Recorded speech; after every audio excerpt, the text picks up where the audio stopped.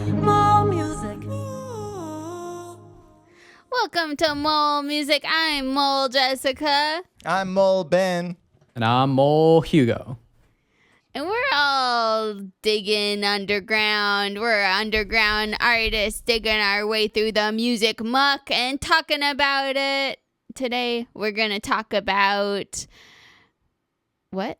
How the technology, they say, has made everything so much more accessible for artists. Anyone can make music now. But Hugo heard an interesting report from one of our community members. What was that? One of our dear friends mentioned that maybe it's not so easy after all because us musicians don't have to just make music now. We gotta make hecking videos. We gotta make album art. We gotta promote that shit. We gotta make funny posts on Instagram. Think of Patreon perks and all of that other muddy business. It's as if music isn't enough anymore. Very much so. Yeah. So before all this technology came in and made us one-stop shops where we record and mix and produce and do the photo shoots and the distribution and the marketing and the merch and everything else for our music, making the music videos and all that. Before that, it was just like a musician who makes great music was something that could surprise people and make them say in the world, "Oh, wow, what a wonderful musician. I would love to hear their music." But now it feels like you have to convince people that it's even worth it to listen to music. And I feel like I'm always Right. kind of tricking people into having an intimate listening experience through visuals as the entrance. So personally, now that I'm talking, I got to keep doing it.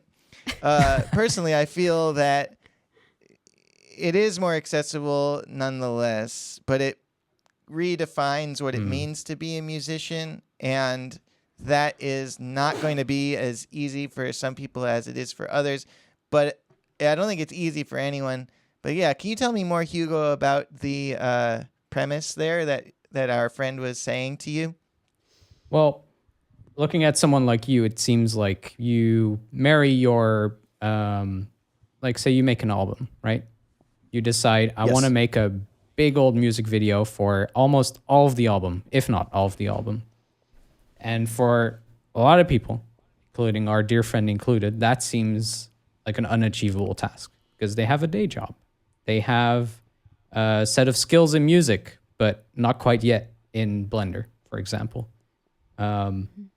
So that's a mountain of work ahead of them. That kind of becomes off-putting in a way, not in the sense of I wouldn't like to do that, but just I don't see how I'm ever going to be able to do that.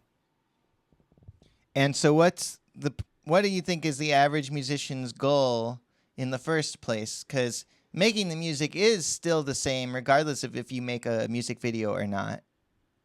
Right, that's true. But I suppose like if you want to market it, if you want people to hear it, or if you want to, break through in any kind of way or grow, make it your career, you do need to do more than just make the music now.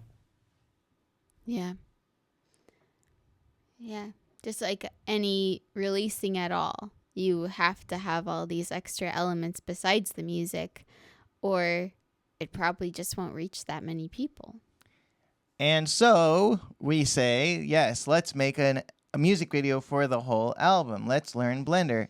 And yeah, if you were to hire people to make a music video for a whole album, let's say it's a half-hour album even, you'd be out tens of thousands of dollars. Right. Unless you go about it in a way where you trade like paying a bunch of people for going for a real DIY aesthetic and doing everything yourself.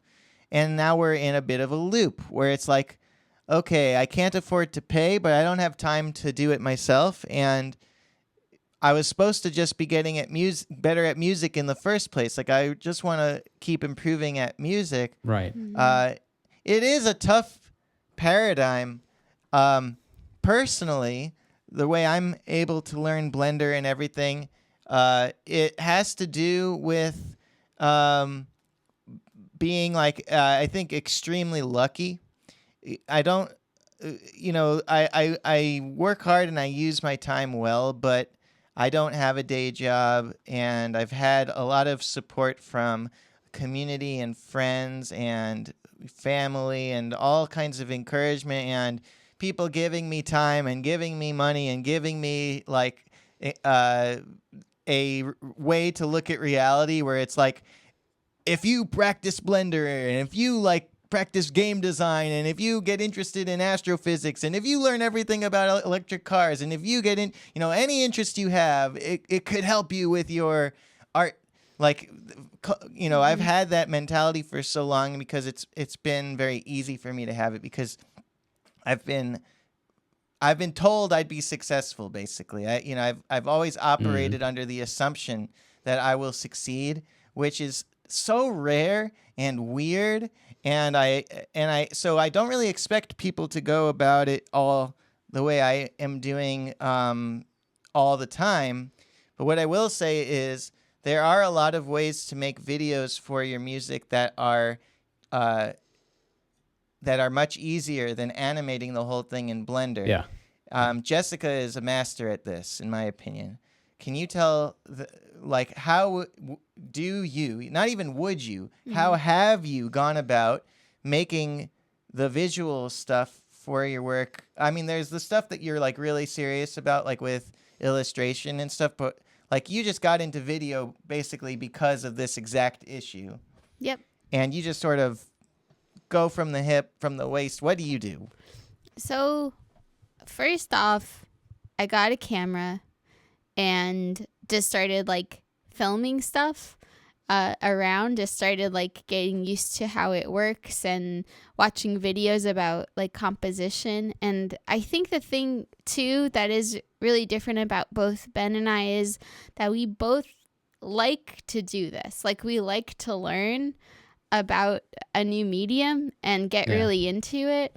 And I think that also is not everyone's journey. But I was really excited about, I think one of the first things that I shot that I was really pumped about was the music video for Flowers in our neighborhood or something like that. Yes. Flowers on our walk. I remember We that. went on a walk. Yeah, we just went on a walk and filmed flowers and What did you commentated on them? yep, and we made up funny fake names for them, and it was a really fun time, and it felt really creatively fulfilling, and it was opening up something new. And I went on a family trip where I was just filming everything and being really annoying, standing 300 feet back, hold on, I gotta get this crab. And everyone's okay, but and I feel as soon as I got to this point where I had my album, My Dad Died, ready to go, I had it mastered, and I was ready to think about the release plan. I was it was very clear in my mind that the thing I wanted to do was make my own music videos in the easiest way possible. And so our old bandmate Chris Baum had this really special little gimbal camera called the DJI Pocket 2, and Right. it's so little and it has a really cinematic vibe, even though it's just It stabilizes really well, so you just move it around and it just seems like it's on a track or something. Yep, and you can lock onto your own face. And so I basically went on this quest where I mostly was just shooting myself in different places, vlogger style. Yeah. And I just was okay, this song is really personal and makes me think of this kind of location. Let me go there and just kind of lip sync to my own song and film myself. And it took a lot of courage, honestly, to just be in public filming myself. Definitely, it was very thrilling, I would say, because it was very clearly hard for me and I was doing it anyway. But yeah, I would say I did that, and then I did a few videos with friends where they were filming me. My brother Tyler, we had a video where he was filming me standing on a little ladder while I was in a pond, and he's also like afraid of fish. So I was like, it was like really, he was facing his fears, I was facing my fears. It was a beautiful day. And like, it's just like I had an idea of like me completely submerged and singing underwater, and then pretty quickly that turned out to be too dangerous. So I was just like, what if I'm just in the water floating on top? And it turned out really cool. The sunset really like was the cherry on the top. And I also, with this style of filming, I film way too much, and that's kind of the way it works. Is if I was to plan like my shots and then film each shot once or twice, I probably wouldn't actually like get everything I needed. So I go about it just like, this looks really cool. Let's do this. Let's do like the slight alteration. Let me lip sync the whole thing again with the slight alteration. And with that, I end up getting like just enough stuff that looks cool, and I'm lip syncing the right words at the right time, and I can edit it into something that I like.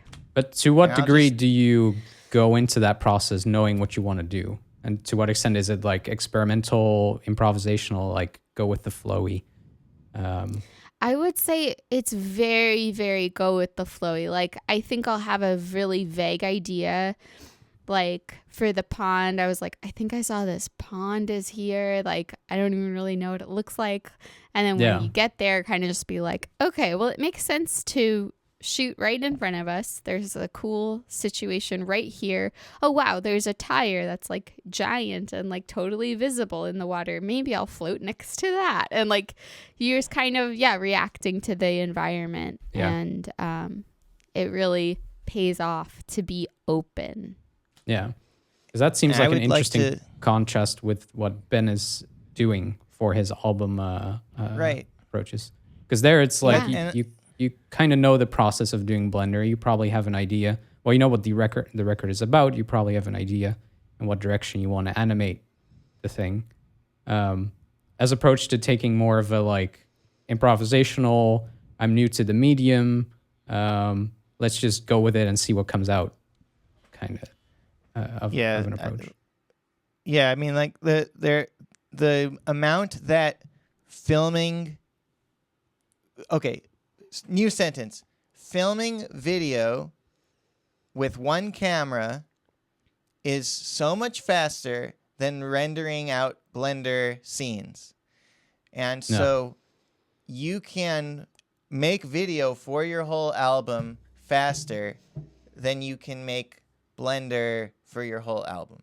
And if we just get down to the basic principles here of like addressing the idea of, okay, it's harder now because you need all this extra media. I first of all agree that now that we're talking about it more, I'm like, I don't like that it's this way actually.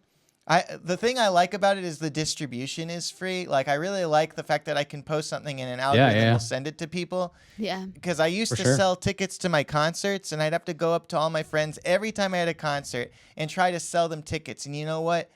It's not gonna. You can't just keep doing that. But at least with these algorithms, there's all kinds of things to complain about with the algorithms. But I actually prefer them now that they're here. I wouldn't want them to be gone, the discovery algorithms specifically.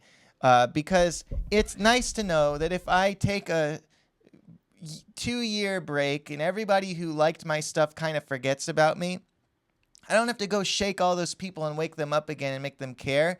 I can just post something nice on one of these platforms, and it has this chance of being seen by people. They'll show it to the old people who liked me, who might be asleep now and not interested.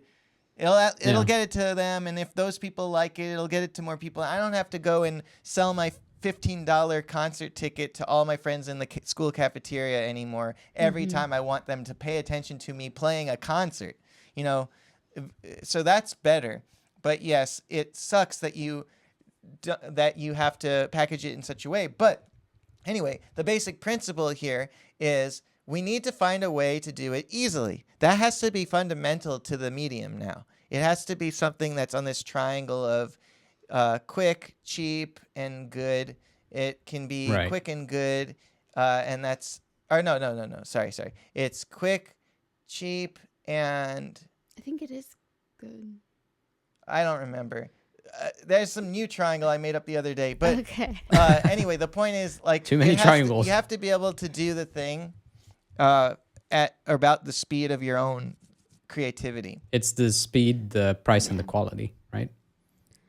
Yeah, speed. Yes. That's for hiring people and that's a good one though. We should talk about that triangle. So it's like you can make something that's fast and good, but it probably won't be cheap. You can make something fast and cheap, but it probably won't be good. And you can make something slow and cheap, and it can be good. Yeah. But I think there's it's a square now, because you can make something fast and cheap and it'll be good. She's proof of that with her My Dad Died promotion. Fast, cheap, really good. Also, she recently filmed a music video with our friend Ryan, and it was also a lot caught stuff caught in camera with prisms and really awesome cinematography stuff that was cheap and fast and in our own basement. Cool. But what I'm trying to say is you got to figure out something that's fast, because you do need to do this stuff probably if you want to get your music heard. But what I'll say also is different is now people have a taste for the authenticity of stuff that's made quickly. They actually, I think, in people's minds, they can sort of separate the expectation they'd have of something they saw on HBO from the expectation they'd have of something they see on someone's YouTube channel. And they have room in Right. their mind for both of those things. We do not expect Game of Thrones from St. Vincent, and I think if St. Vincent came out with Game of Thrones, we wouldn't necessarily want that, because it would be too separate from her. Like when people like a musician, like let's name some other, indie. Adrian Lenker. Yeah, so like if Adrian Lenker was given a ton of money to make stuff, I think we would rather it still feel like she made it with her own two hands, rather than right. give Yeah. us, for instance, Beyonce's Lemonade, great allocation of millions of dollars. Beyonce's Lion King crossover with Disney, it didn't feel as personal because of the Lion King integration. So when she was just doing this experimental art piece that's all built around dance, that clearly she had like no one else telling her, you need to include Simba and Mufasa. Like it was just her. I feel like that. I liked that a lot more. And that is the most expensive, craziest way to do it. But the point is, Yeah. it still has to feel like Beyonce. Sure. Yeah. So I think I've Totally. made my point. I just had chocolate in my milk. Yeah. A little wild. I think like it's just some general advice is like I think like maybe instead of thinking of like a whole video as a place to start, maybe just like checking out like stop motion and thinking like short loops and just like what like physical things around me or that I can make quickly or go collect from nature or the trash. Like what are the things that are just like really, really around that can represent some aspect of the song? And I think Yeah. it takes like, I think a lot of times people's first idea is like the cinematic version of like a music video. It's like with a 40-person cast and a 80-person crew and crazy effects. I think Right. yeah. It just like, I think that's kind of how we're trained as people who consume so much media like that. Yeah. And it's like, what's your like third, fourth idea when you really limit yourself to buying like no new things? Like you use your phone, you use your lights that you have, like your lamps, you use paper, you use your desk, you like just like take things around you and make them to the music somehow. And I feel like a challenge like that can really open your mind and get you started on something that is like the more exciting, like, I'm actually making something, like, just like my flower video of like, just go on a walk and like look at leaves or look at flowers or look at trees and just be like, wow, the bark's like this, wow, the leaves are like this, wow, the roots and are that's like already this. a whole video. I like your idea too of the looping thing. Like you could make a simple visualizer just out of a few Exactly. seconds of a thing. Everyone can write like words to make a lyric video. You can like, I think, speaking of Beyonce, I think her Renaissance album had amazing lyric videos that were like the simplest idea I've ever seen. They are like it could be seizure producing because of flashing situation, but they are just like the words showing up in a rhythmic way, black screen, white text, all the same font for every song. It's just so simple and anyone could do it. And I think ideas like that can really get you started. Like anyone could, like slowly put down each letter for every word in their song, but it takes a lot of time. Or everyone could, just do the chorus, or everyone could have a whiteboard and do it that way. The Bob I Dylan mean, thing with the words on the paper. Exactly. It's an ancient lyric video. Like that. Yeah, for sure. That concept is still good, and part of what makes that lyric video good is there's just people in the background hanging out, and you have no idea who they are or where they are, why they're there, what the deal is, and a little thing like that can go a long way. Now, like I like what you said about how once you start doing it, you kind of get into the what can I do and not like what should I do kind of thing. Like it becomes creative and exciting. Like making visual art, I intended to be just a musician, but people almost never hire me to do musical things, and I think it's partially because there is such a need among musicians for these other things that I happen to be into. But I know like these days, like if we were to draw out the shape of like how much a music video mattered. Music videos mattered a lot more before. Now a simple loop, like what you guys are talking about, a little simple visual loop really does the same thing. It's just something visual that acts as like a wrapper to like wrap up your music in so that people can hear it on YouTube while looking at YouTube. And of course you don't want to just feed them slop. It should be something cool. You like. But like but it doesn't have to be much anymore. So I would definitely want to say that to our friend, like as intimidating as it is, just do it like what Jessica was saying, something really, really, really small, and you'll probably get as much out of it as you would have with a full-on music video. The only reason to make a full-on music video now is for art. Like you have an idea or like there's some artistic expression you want to do with a music video, which is why I made one for my next album. I mean, that seems to be the reason why you're doing yours. It's like it's your passion to make those videos. Yeah. It's like it leads to bigger music opportunities if you do it. It allows me to post my album on my YouTube channel.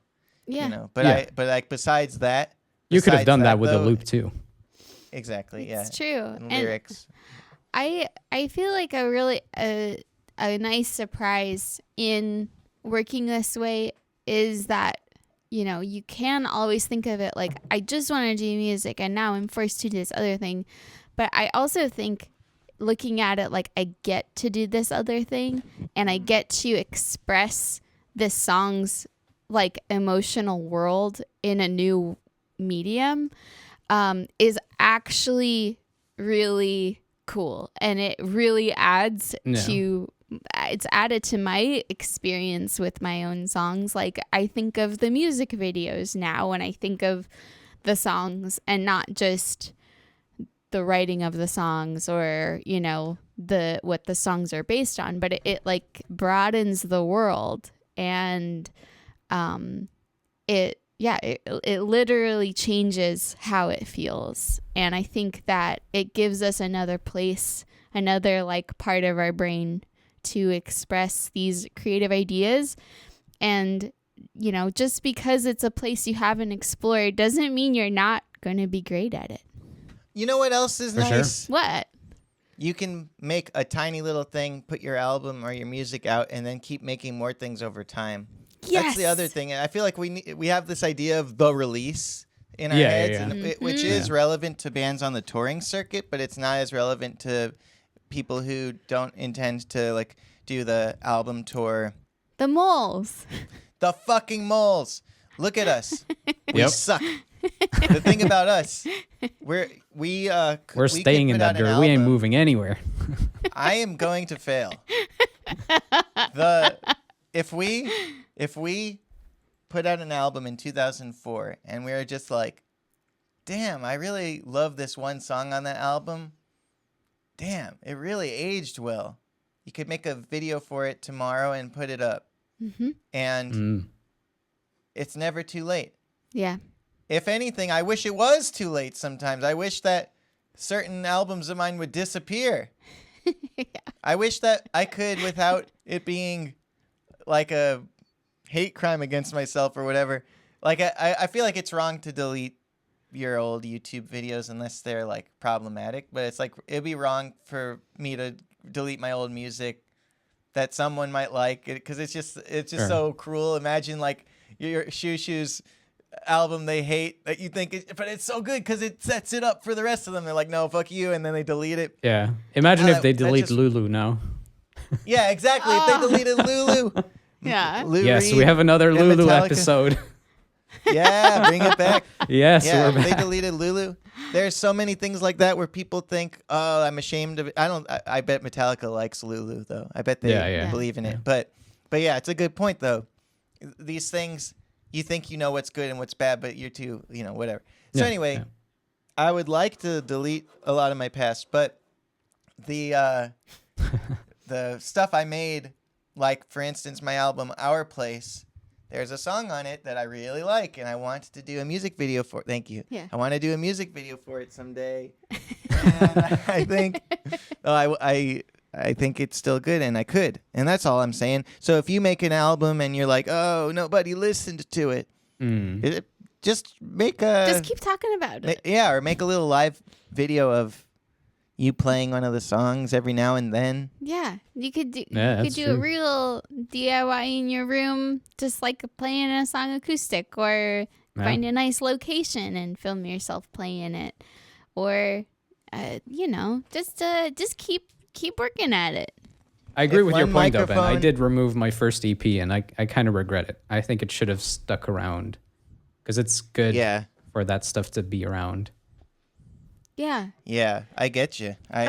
It was so helpful. I know why you did that. Yeah, it's so helpful, honestly, to listen to artists progress in a big way. Like, Yeah. I feel like, especially for artists you really look up to, it gives you like a point of like, oh my God, like I could do what they're doing, because you see this like stepping stone that a lot of times is hidden from public view, and it gives you that perspective of like, oh yeah, they weren't always amazing at this. They got there by doing it. Yeah, exactly. And here is the proof. But a lot of musicians, it seems, just have great albums only, and they only have like 3 albums. But it's a lie, because they had projects before.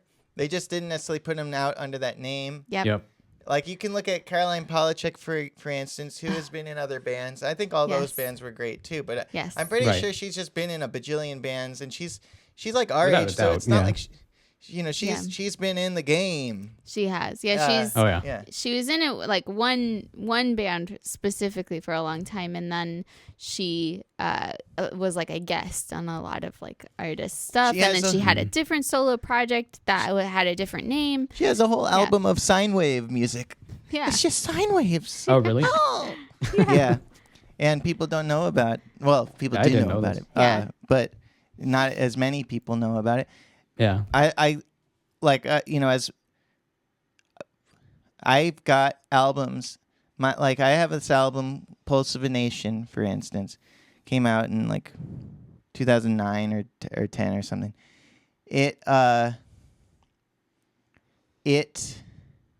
Okay. my relationship to it is this is the best thing I've ever made, to yeah, it's a little dated, to cringe, to wow, I've never heard any other album quite like that, to damn, that took so much work. I can't believe I fucking made that thing. You know what I mean? Like the further you get, your relationship to your old stuff changes, and eventually you get far enough that you just look back on it and you're like, who was that guy? That what a hard worker or whatever. Or like what a weirdo or whatever it was. Yeah. But I've got basically all my albums before Pulse of a Nation sound like samplers of a Berklee student's like application submission of like, I can play music from this style and this style and this style. But then Pulse of a Nation kind of mattered, and then later I made an album where there's just one album I don't want to say what it is. I don't want to ruin the experience for anyone.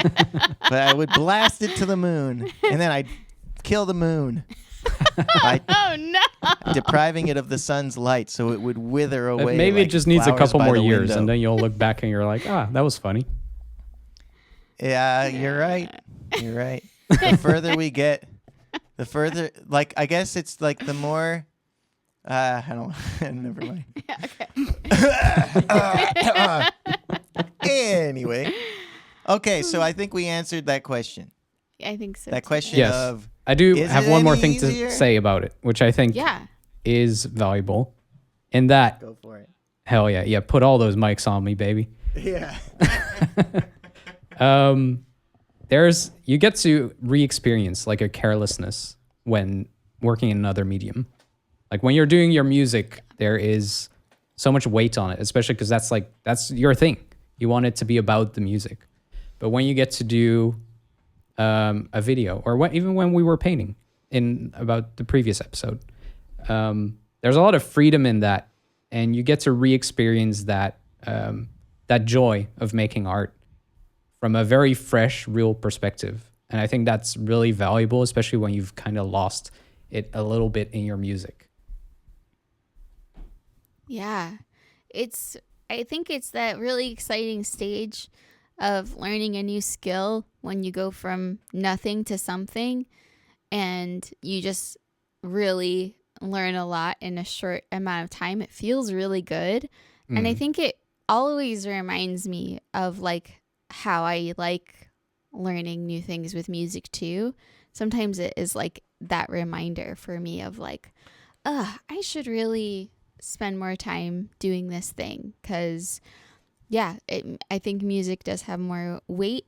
I refer to myself as a musician, and I don't necessarily refer to myself as a visual artist, like when I'm meeting a new person. And it just that difference of how I think of myself allows me to be a little bit more careless, have more fun, be a little more wild with my choices. And I really like it. I highly recommend it. Fun. Yesterday, I literally went to a forest and a fair yesterday to film a friend's music video, and it was so fun. We had a great time. Nice. And I rode rides only thinking about filming my friend, and that is a really interesting way to ride a ride, because you really think of the sensation of like the whole reason to go on the ride as a nuisance to keeping you from doing your objective of filming on the ride. So it was really funny to go on this ride where you go and you're stuck to the wall and we're spinning really fast. It just felt like when I'm like just like trying to catch my friend's face. And just being like, I'm too stuck to the wall. I'll just to this other angle that I didn't know was possible. That could be your Facebook status. Is stuck to a wall. Yeah. Did it turn out well? I don't know yet. I think so. We filmed, again, way too much stuff. So my thinking is yes. Nice. It's going to be awesome. Facebook statuses changed into posts, which changed into basically what Twitter is. Whoa. Or kind of. I don't know. I would like to see an end to Twitter now that I've been on there again. I've been putting my latest stuff on there. Sorry, Uh-oh. that has nothing to do with this. I guess it has nothing to do with this. But when you say you're a musician, then your music is supposed to be good. But then your visual art, Right. it's amazing that it's good. It's a surprise that it's good. Like, what an amazing thing you did. Oh my gosh. So David Lynch, who makes movies, is also a great painter? What? These What the paintings heck? are so Right. cool. These paintings are so cool. He could do anything. Oh, his music. He made an album and it's great. Oh my God. But Yeah. if you say Unbelievable, David yeah. Lynch if you're like David Lynch is a musician, I'll put compression on it. Okay. But David Lynch is a musician, then it's like, why isn't your style more eclectic? You know what I'm saying? Like Sure. people wouldn't Yeah. understand his tendencies as well if they were thinking of him in a narrow light. Yeah. They might be like, same thing with Beach House. Like, Beach House is a band that I'm really glad their albums are stylistically consistent, and I really treasure that. And it's kind of a rare thing. But I guess that's all I have to say. I guess this point doesn't. Do you feel the quite same end. way about I ACDC? could help. They're I very mean, that consistent. band sucks. The problem is it sucks.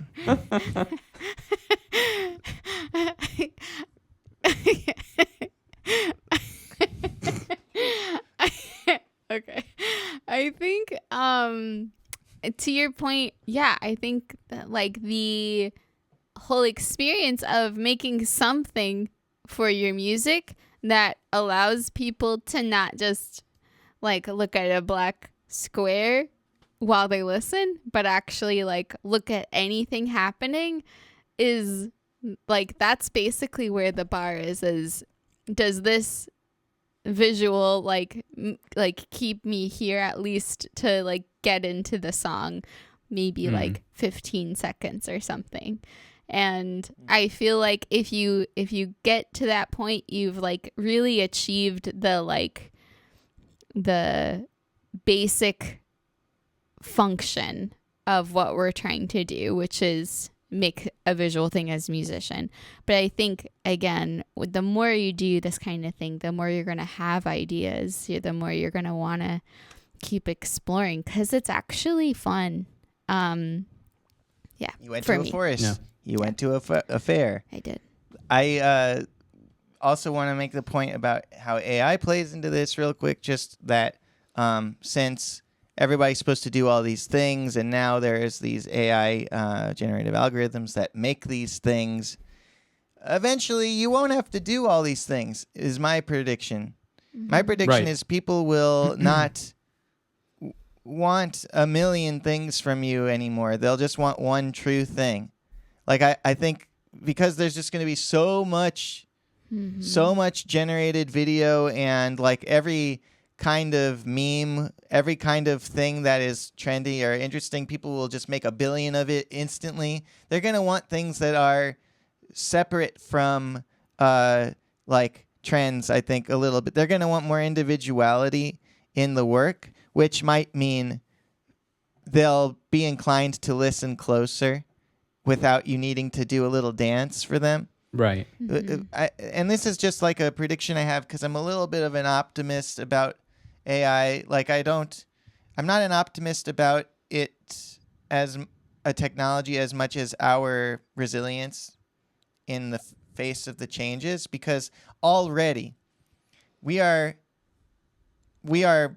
I think, already making art in defiance of it. If you look at the Brat album cover, for instance, the choice there to make a kind of warped plain text thing over a green background, this very shitty album cover by an AI standpoint, an AI wouldn't generate it.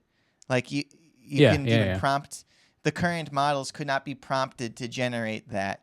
So shitty. Like they just are trying really hard not to do that. Yeah.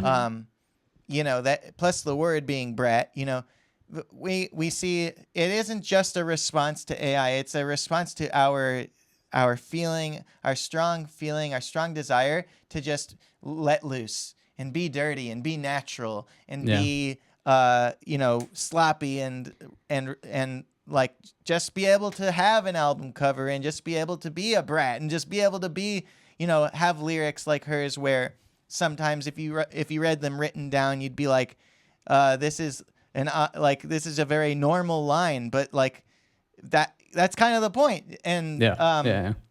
and so I think that will keep happening, and eventually we will even though AI will be able to produce, it will be able to produce an indie aesthetic that is convincing, whatever.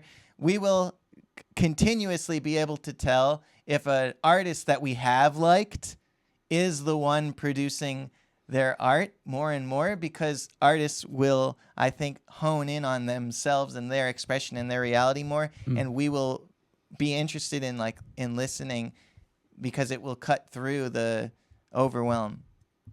Yeah, I think the minimalism definitely is like something to look forward to, and also reminds me that like although we're like fans of expanding our music in a visual art way, and we've done it a lot and we have a lot of experience, you never have to. You don't have to do it. Point. You could That's just true. play Yeah. shows and do music, and it might even save your brain. Yeah. If you just do what you love doing and it really feels wrong, like you can do that. You can live that version of this existence. And Yep. I also am optimistic about this, that there will be more and more spaces that encourage you to be unplugged and to have like authentic, real experiences with people, and just like you just playing your songs is enough. So For sure. I wonder. I hope so, especially okay, in local communities and all that. mhm. Which is like honestly where your music matters the most, is when you're in a room with people, I would say. Yeah. If you strip away, let's activate that scenario here. Yeah. We've stripped away the ability to. This particular theoretical person cannot make music videos, cannot make visual art, cannot post anything on social media besides audio. Mm-hmm. Simply makes audio. Mhm. What does that person do to get their music heard now? Okay. So, and doesn't hire other people to. Right. Yeah. to No make money it is for you. spent on anything except the music, and Yeah. all they have is audio files. They don't even have a damn photo shoot. What do you do? Well, it actually has been a little bit of a trend, but one thing is, like someone even said it's kind of a formula for an indie rock band. You just have like a photo of yourself when you were a kid, and like that's your album cover, which okay, check.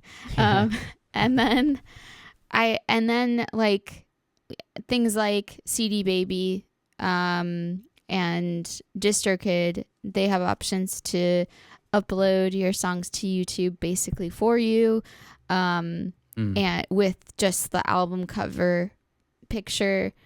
That's like the like basic version of your music is on YouTube, and then now in all the like streaming areas. I suppose you think- could still apply for like yeah. playlists and all that.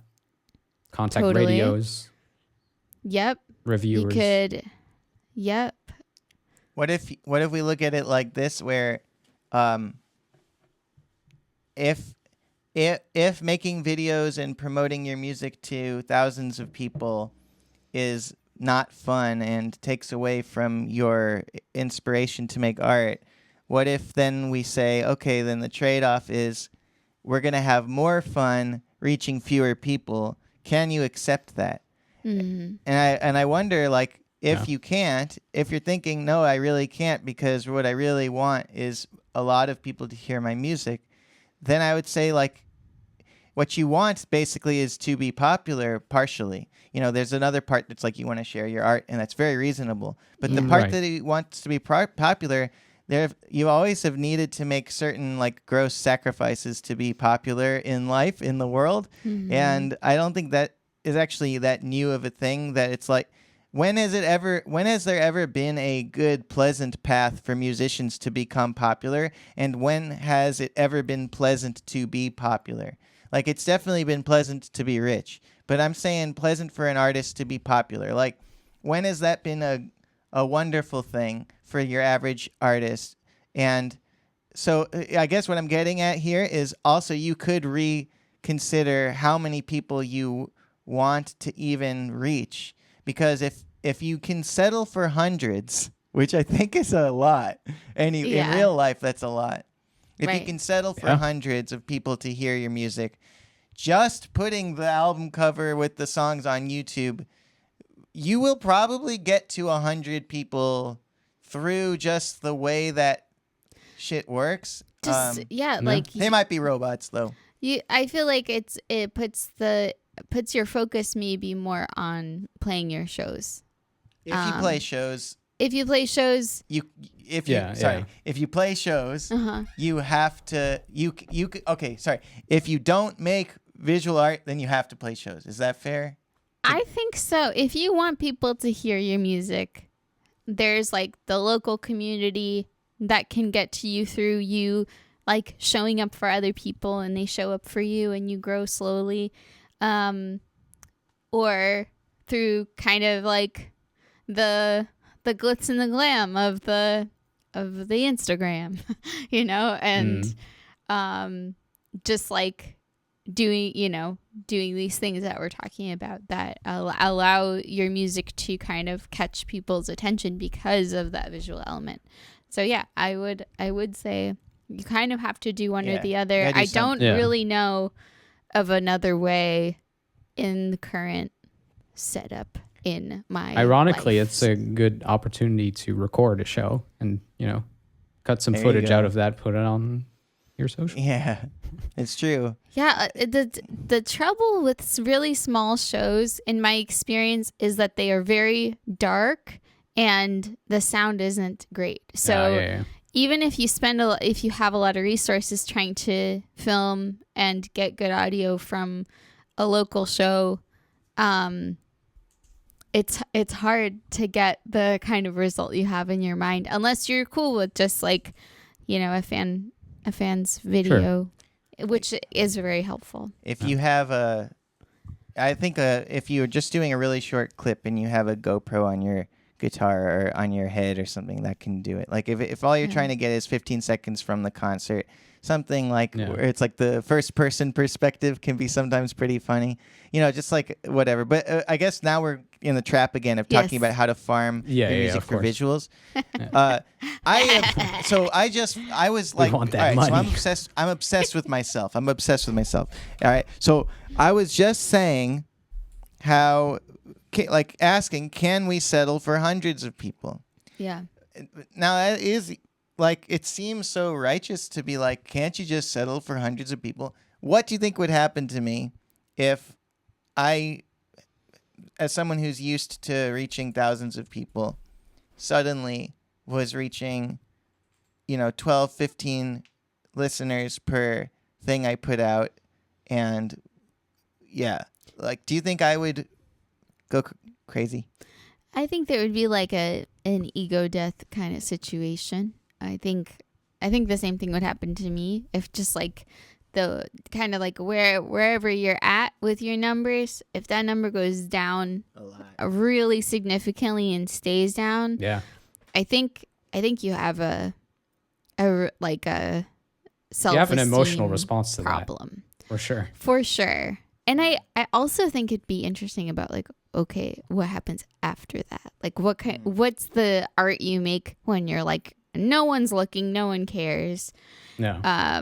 I have proof in your mind, even though 12, 15 people, as you've said in the past, are people too. And you can't be like they're literally zero. You can't round down. That hurts everyone's feelings. and Yeah. and it's just simply not true. Although now they could be 15 bots, and that's true. But come on, your Um, mom is probably still going to listen to it. right. Well, yeah, I mean, okay, so like let's say you're lucky enough to have a parent who cares and can articulate any sort of like thing they liked about it, which, you know, it's hard. Sometimes not everybody knows how to describe the art they liked, so getting like satisfying feedback can be tricky from anyone. But like, okay, so I would have this ego death. I think it would really fuck me up, and so that's why I kind of feel silly saying like, let's just change our expectations for how many people should hear our music. But I think we've said this Right. before, and we keep coming back to it. The arena in which you meet those people is relevant, because like a room that's meant to fit 50 people that has 50 people in it, that feels like 1,000 people.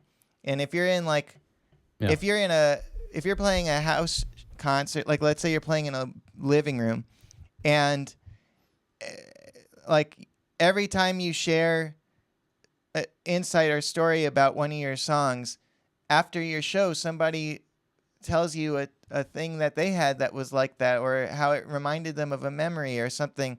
You know, that Right. kind of connection and that kind of feedback can mean so much. So maybe what we all are really hungry for, more than numbers, is people caring, right? Meaningful connection. Meaningful connection, meaningful feedback. Yeah. We keep coming back to that, I feel like, in this show. Yeah. And I think that we need to pay attention to that. That's like really important. Yeah. Yeah, people want to be seen. Definitely. And also, it's like, I think I've been in situations where I get meaningful connection much more regularly and easily, and at a certain point, even take it for granted. And it's something that is like also trying to capture the meaningful connection in your own memory for later, for those times when you're feeling really sad and unmotivated. And like, just like, I feel like if everyone had like a little sticker book of like meaningful connection, it's like with a little quote that someone said, or a little pic, That you know, would be you take nice. a picture Yeah. with the fan who's like really sweet, or like just young and excited. That's always fun when you have like a kid who's a musician, and you're like, you can tell him, you can inspire him, you know. That's a good So- idea. I actually have one digitally, and I recommend it. Yeah. You save nice comments. Yeah, if I get like good feedback on a lesson or something, I'll screenshot it and I'll put it in there. Yeah. Wow. That's really That's good idea. fabulous. Okay, so that's the answer. I think we solved it. Don't do the visuals unless you have a little curiosity. If you're going to do them, make sure it's easy. Leave yourself room to grow. In the meantime, try to fully take advantage and take in any insight or feedback you get from anyone. Don't forget to document the good things that are happening along the way, and focus your promotion efforts on connection and meaningful connection over winning the algorithm, which will leave you feeling hollow anyway. Yeah. Bored now. Let's talk about something else. How Show about and tell. peanuts? Oh, yeah. Peanuts. No, I wasn't really bored. I feel a little bit like that was an off-color joke, and I've never made one before, so I Unbelievable, want to man. just set the record straight that I don't like AC/DC.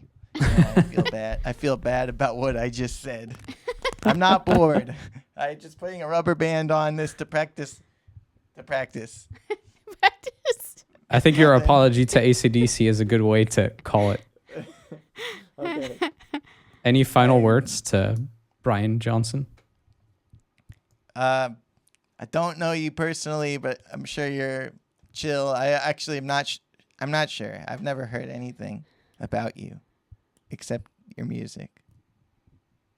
I think he's going deaf, Don't right? like. Or Well, that I doesn't am he have not a singing happy to hear. problem now or something? Maybe I'm confusing him with someone else. It's common. Yeah. We never get hearing back. It only goes down. You gotta be careful with your earplugs out there, everybody. Get the ones that just turn everything down equally. They're like $15. The problem with AC/DC's music is I just don't like it. It's not actually bad. That's fair. Yeah. I mean, they're playing really well. I liked it a lot when I was like in like 6th grade. It's just that I have this opinion. It's hard. I don't like it. I think it's just Hard to live with that opinion. If not liking Yeah. AC/DC. Yeah. Do we have time for show and tell? I mean, we Or- could tag it on for sure. Should we take it down? You want Yep. to show and tell? Let's do it. Let's do it. Show and tell. It's time for Hugo. show and tell, where we it a show and lightning tell round? stuff we've been working on. I can keep it short. I've been still working on the album. It's going well. I'm 6 songs in, 6 demos in. Yeah, gotta do a couple more, and then start producing that shit. It's pretty fun. I heard some of the progress recordings, and I think you're gonna like it. People who are listening, there's really cool vocal performances and choruses, and you're gonna Hell like yeah. it. Thank you. You're welcome. Pre-order now. All right, that's my show and tell. www.bussy.com. That's your show and tell. That's sorry, I was just like thinking of the pre-order. Okay, YouTube channel so- demonetized. Yeah, preemptively. I have been putting out a series of horror short videos. The series is called Caretaken, and it's modular synth music with paintings and poems, and it's an 8-episode series. This first season is 8 episodes, and I today am going to be making the 8th episode. I already wrote it, and I'm just going to make the music and the visuals for it. Jessica's going to be the narrator on this one. And that series has been really nice, and the parameters for it were like, I want to paint, I want to write short stories, and I want to do modular synth. So I'm going to stick them together, and after some experimentation, I ended up with that format. It's a good way to decide what project you want to do. Just think of things you want to do in your day. If you could do anything, what would you do? And then try Yeah. to build it around that. That's all for me. Beautiful. I'm so glad you're you painting have more. That's something awesome. else. Do you not want to talk about it yet? What do I have to talk about? My album coming out September 24th. Ooh. Maybe Oh, after yeah. this episode is out. I don't know. That's Do you soon. want to talk? All right. Do you want to talk about anything else about the album? Music video's coming out. It's great. Great music video we made. What's it called? Our friend Jack. What's the music video What's called? the album called? The album's called Heaven, Heaven, Heaven. And the music video is very good. And I'll tell you all about it. The director, I worked with a wonderful team this time, and a director and a cinematographer, and they just did great. Yeah, and they there were did. gaffers and all kinds of, we laughed. Your It turn. was great. Okay. Hell Bless yeah. your soul. It's very exciting. It is very exciting. Papa's Pizza. I am teaching a songwriting workshop at Brown University as part of their Brown Arts Institute. And I'm co-facilitating it. Is that what I'm not teaching? I'm co-facilitating. And so I've been working a lot about with the other facilitator about what we're going to be doing for that songwriting workshop every week. I'm so excited to actually work with adults who are songwriting. I haven't had a whole lot of experience with that besides in my little Hive weekly pandemic meeting. So I feel both ready and like a little nervous for like full classroom vibe.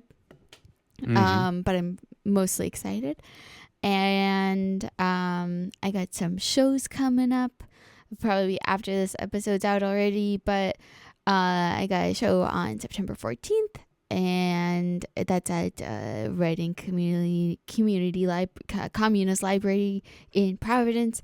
And I got a show November 9th I think that's what we just said. No, 16th, 17th, something like that. I'll let you know.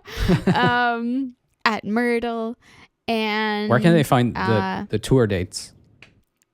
On my Bands in Town or my Spotify or your my website. JusticeCowMusic.com? JusticeCow.com. JusticeCow.com. Nice. It's a great JusticeCow.com. website.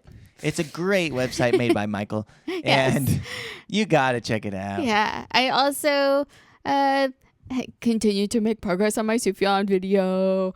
And You're I so filmed close. myself. And I'm So very close to finishing it. Hell yeah. Next on the roster is to complete this music video with Ryan and do my live in studio. For My Dad Died, I filmed and recorded 7 songs, and they've got cool Damn. new arrangements, I'm on and it. it's beautiful and it's exciting, and I can't wait to start editing it after I'm done with the Sufjan video. And I'm about to start my job again at New Urban Arts, and I'm excited to help those kids. Every day she goes and helps those kids, and I'm just like, how am I going to help her help herself when she comes home? Damn, you've been so busy basically. though, or you're gonna be so busy even. Holy I crap. would say both are true. Bastard style. Yeah. Drop the mic. Damn. Thank you all so much. Goodbye. Done.